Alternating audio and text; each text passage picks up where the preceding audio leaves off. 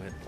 Dave, I know you guys lost, but as a coach, can you appreciate a game like this where your team goes toe-to-toe with the defending champs and neither team really blinks until Yeah, the I mean, end? it was a battle. We were, we were in the battle for 65 plus, plus minutes with the shootout. So, it's obviously it's disappointing when you don't win, in the shootout and get the extra point. But yeah, in terms of our effort, our work level in battle was good throughout the hockey game. A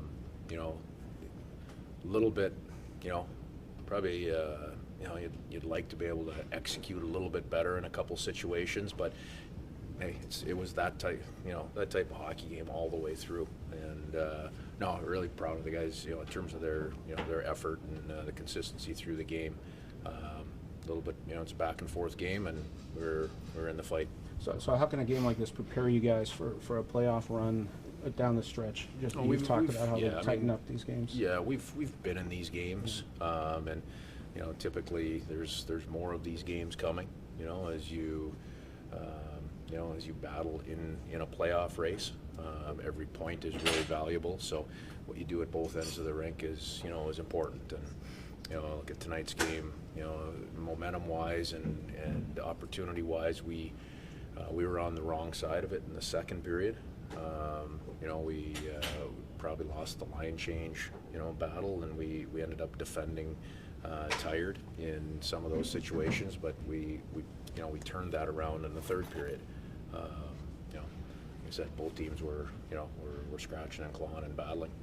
Dave, Grubauer not getting the results maybe he wants in terms of wins, but since he's been back from injury, he's looked pretty good. Yeah, Gruby's good tonight.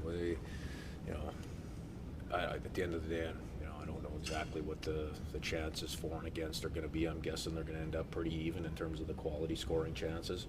And yeah, Gruby played a real good hockey game tonight.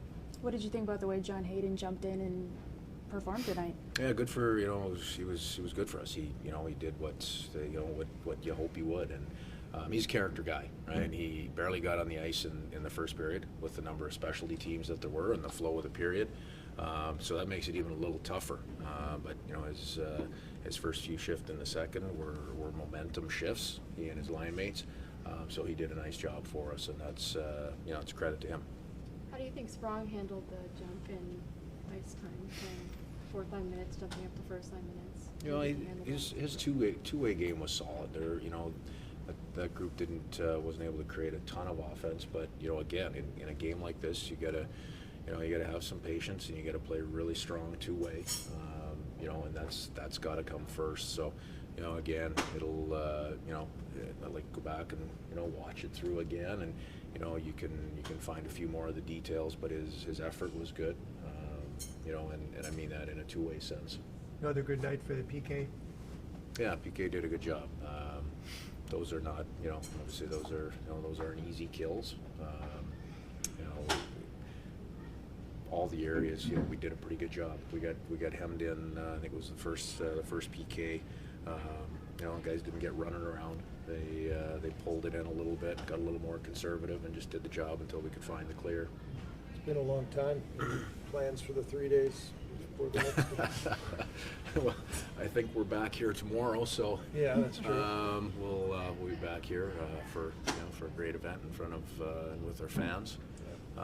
Biggest thing for the players is it's a hell of a run here in January. I think we're 9-2-1 if I've got it right in the month of January so far here in a real busy stretch. So the guys need some downtime. We need a couple days to recharge the batteries, come back with a good practice Tuesday.